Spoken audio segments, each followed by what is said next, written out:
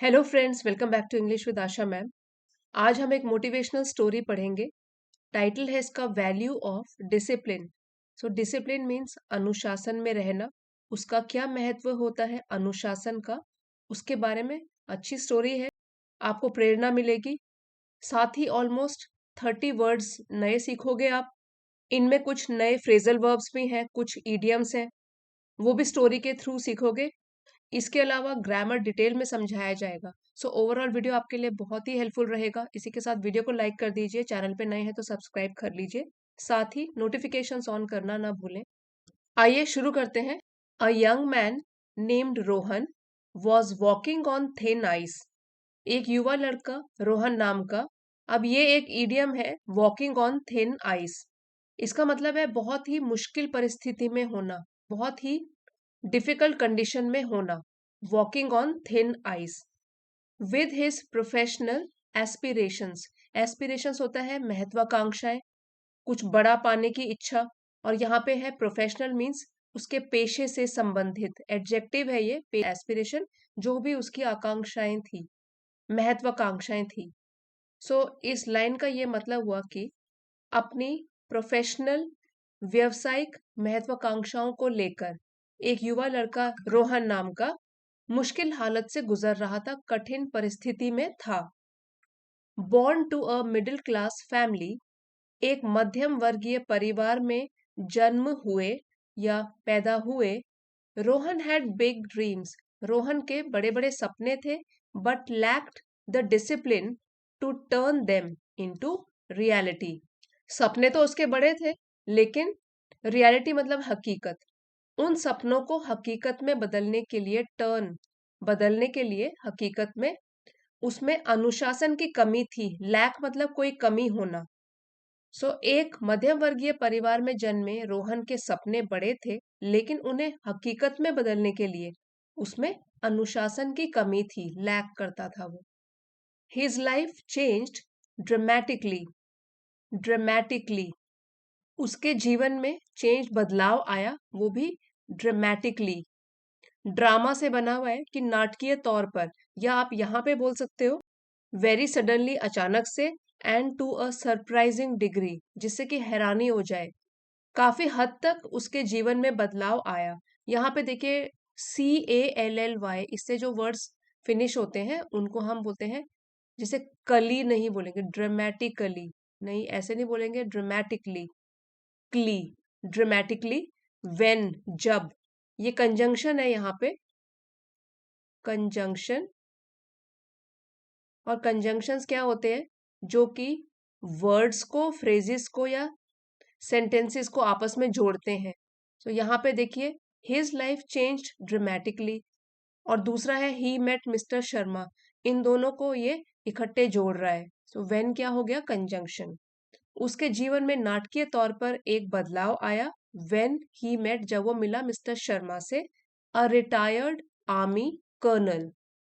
Colonel, retired मतलब सेवानिवृत्त, army के कर्नल रैंक के अधिकारी थे। स्पेलिंग भी देख सकते हो आप, इस तरीके से स्पेलिंग होती है और हम इसको प्रोनाउंस करते हैं colonel, colonel. Who saw potential in the rough diamond, जिन्होंने देखा। हु यहाँ पे पर्सनल प्रोनाउन है जो कि कर्नल के लिए यूज किया गया है, जिन्होंने देखा। सॉ, सी का पास्ट टेंस हो गया। पोटेंशियल मीन्स क्षमता, ये एडजेक्टिव है। इन द रफ डायमंड, ये एक फ्रेज है, इसका मतलब है कच्चा हीरा।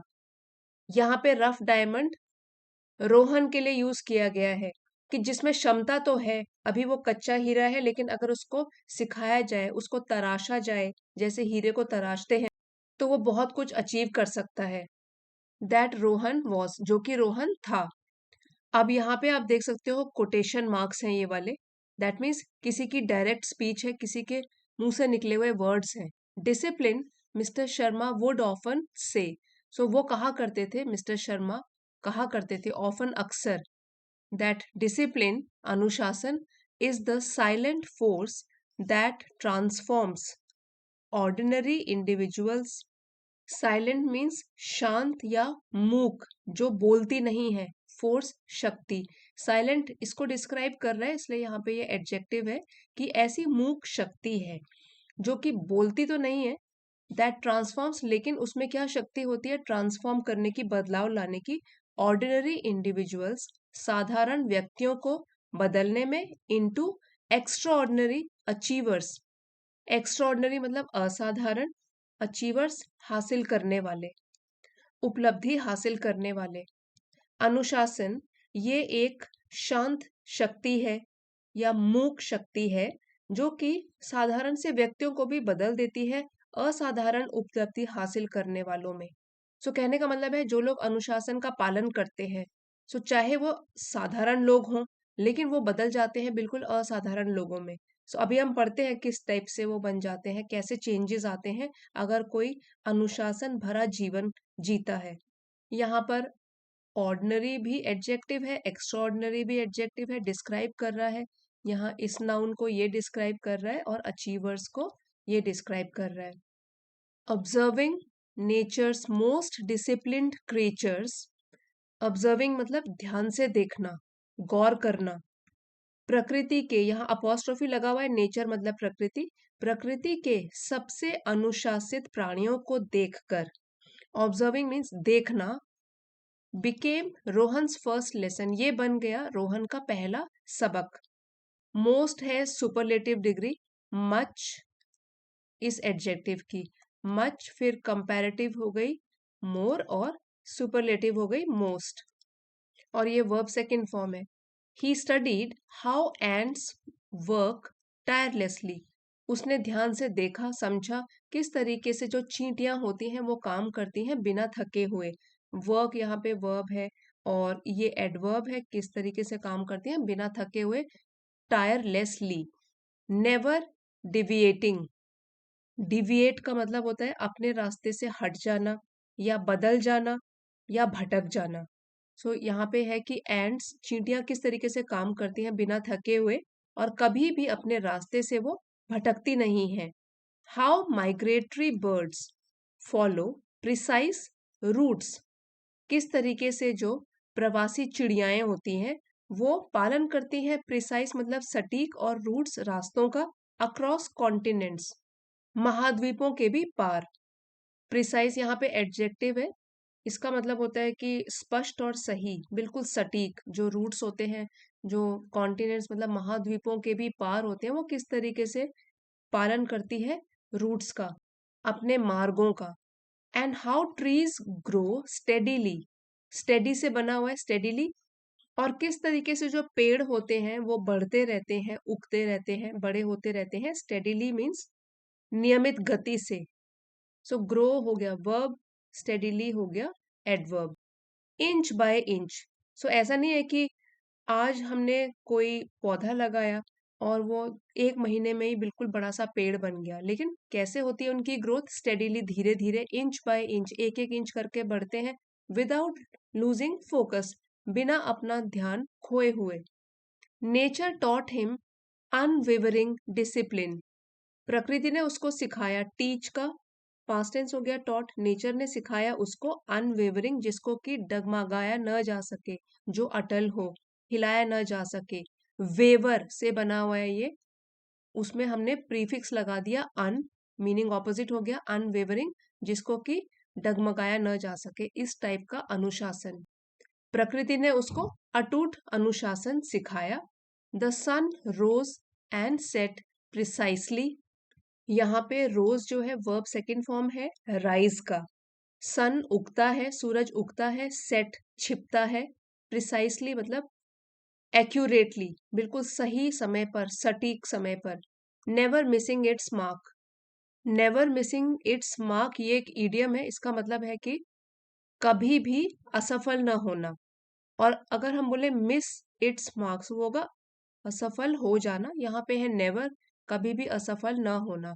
सूरज जो है टाइम पर उगता है, टाइम पर सेट होता है, कभी भी असफल नहीं होता अपने इस काम में। सीजन्स चेंज्ड स्मूथली, जो ऋतुएं होती हैं, सीजन होते हैं, वो भी बदलते रहते हैं स्मूथ तरीके से, सुचारू रूप से वो भी बदलते रहते हैं। जैसे कि विंटर ट्रांसफॉर्म्ड इनटू स्प्रिंग, सर्दियां बदल जाती हैं वसंत में, स्प्रिंग मेल्टेड इनटू समर, और वसंत गर्मियों में पिघल जाता है, मेल्टेड मतलब एक सीजन दूसरे सीजन को जन्म देता है। And summer gracefully gave way to autumn, और गर्मियां पूरी शान के साथ, ग्रेसफुली एडवर्ब है, पूरी शान के साथ, गेव सेकेंड फॉर्म है वर्ब का, गेव पूरी शान के साथ रास्ता देता है, गेव वे टू ऑटम पतझड़ के सीजन को। Each transition happened with perfect timing. Transition मतलब बदलाव या परिवर्तन, नाउन है ये। हर एक परिवर्तन हुआ परफेक्ट टाइमिंग पर, मीन्स सही समय पर। टाइमिंग्स मीन्स समय। कभी आप कल्पना कीजिए अगर एक दिन सन नहीं आया, सनराइज नहीं हुआ, तो कैसा होगा। सो बहुत कुछ हमको प्रकृति सिखा देती है। The moon waxed and waned exactly as expected. ये एक फ्रेज है, वैक्सिंग एंड वेनिंग। तो इसका मतलब है to grow stronger and then weaker again. So चांद भी बिल्कुल उम्मीद के मुताबिक ही बढ़ता भी है फिर घटता भी है। And ocean tides followed lunar movements. समुद्र की जो लहरें हैं वो भी अनुसरण करती हैं लूनर मीन्स चंद्रमा से रिलेटेड मूवमेंट्स, गतिविधियों को, विद रिमार्केबल कंसिस्टेंसी, एक असाधारण तरीके से या स्थिरता से। और ये सब रोहन को समझ में आया कर्नल शर्मा से मिलने के बाद। पहले उसको प्रकृति उसने ढंग से ऑब्जर्व ही नहीं करी और इन सब बातों का उसको पता नहीं था। Taking inspiration from these natural examples, inspiration मतलब प्रेरणा लेकर, टेकिंग इंस्पिरेशन प्रेरणा लेकर इन सारे प्राकृतिक उदाहरणों से, एंड हिज मेंटोर्स गाइडेंस, और अपने गुरु से भी मार्गदर्शन लेकर। मेंटोर मतलब गुरु जो कुछ हमको सिखाता है, गाइडेंस मार्गदर्शन। Rohan began to reshape his life, reshape मतलब फिर से आकार देना। रोहन ने शुरू किया अपनी लाइफ को, जिंदगी को फिर से आकार देना। बिगैन, बिगिन का पास्ट टेंस हो गया।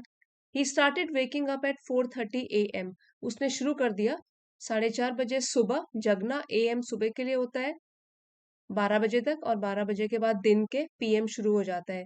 Creating a structured routine that seemed impossible earlier, बनाकर अपने लिए एक ढंग से प्लान करी हुई दिनचर्या जो कि प्रतीत होती थी पहले, अर्लियर पहले, इम्पॉसिबल मीन्स असंभव सी जो लगती थी उसको पहले, लेकिन अब उसने इतना कुछ सीख लिया, इतना कुछ ऑब्जर्व कर लिया कि उसको समझ में आ गया डिसिप्लिन के बिना तो जिंदगी नहीं चल सकती।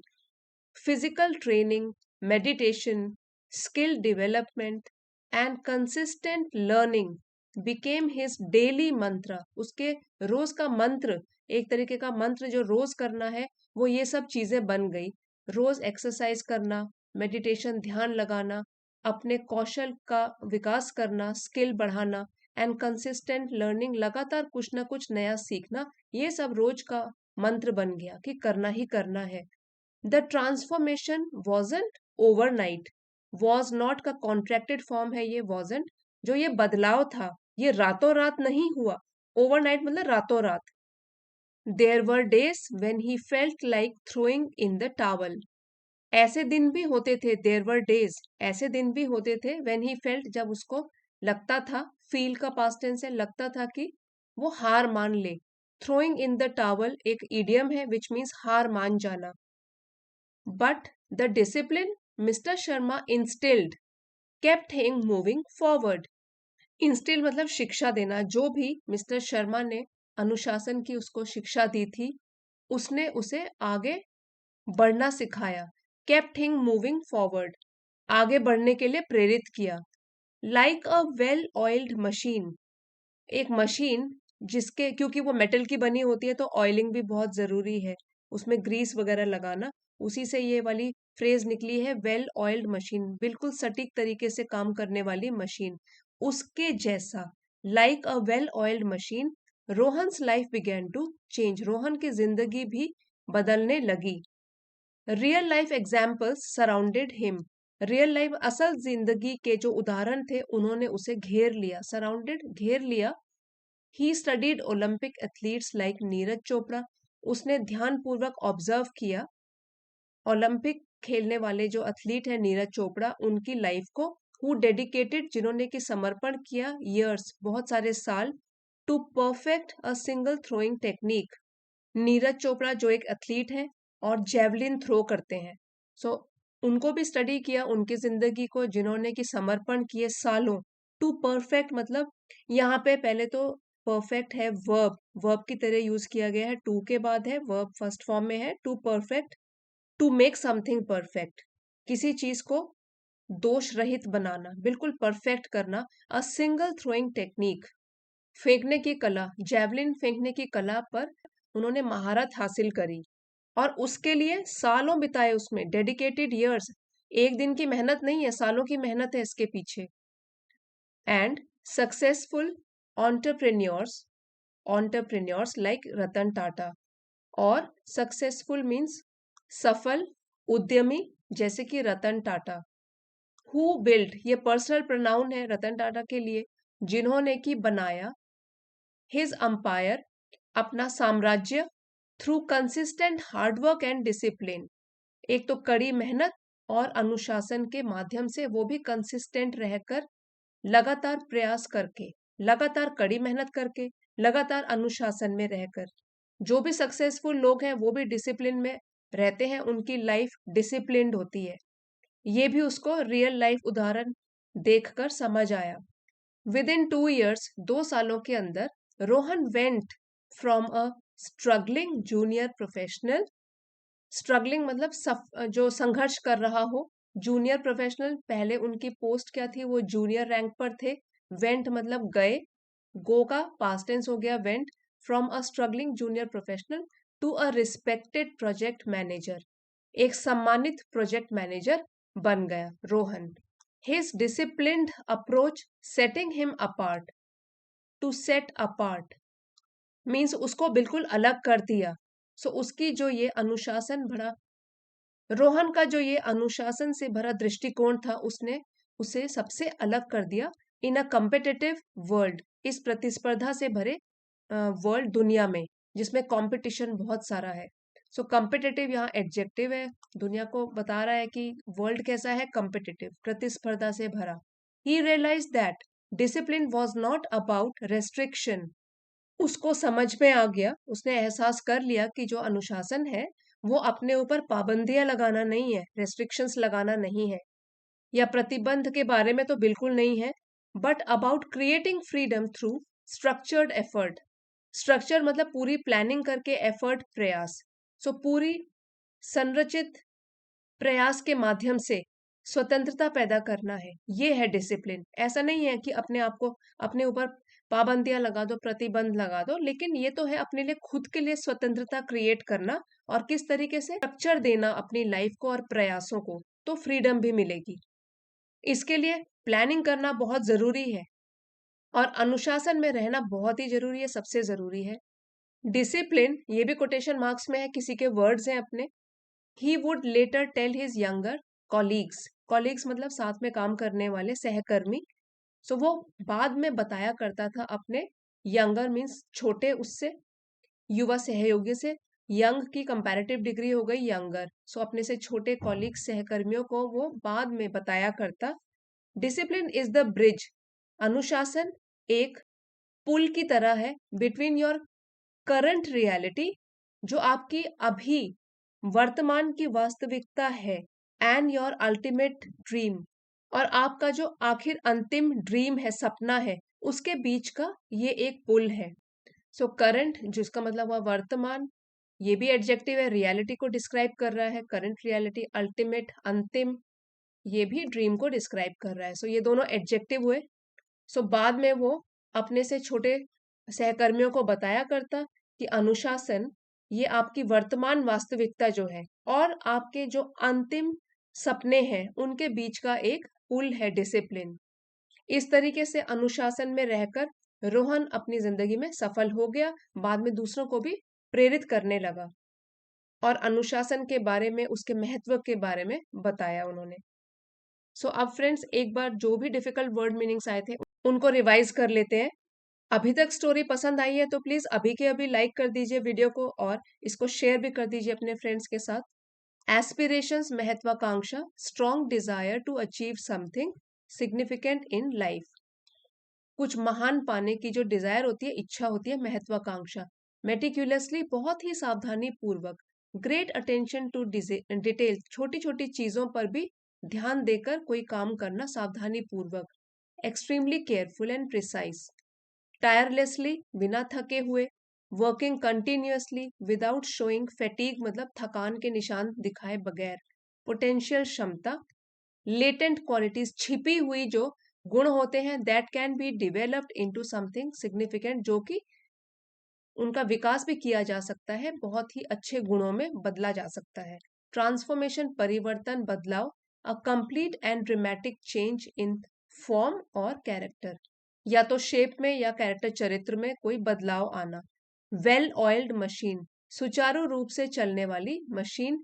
अ सिस्टम और process that functions extremely efficiently. So well oiled मतलब अगर मशीन में ऑयल लगा हुआ हो तो वो सुचारू ढंग से चलती है, उसी तरीके से कोई भी सिस्टम भी सुचारू ढंग से चल सकता है, उसका बेस स्ट्रांग हो तो।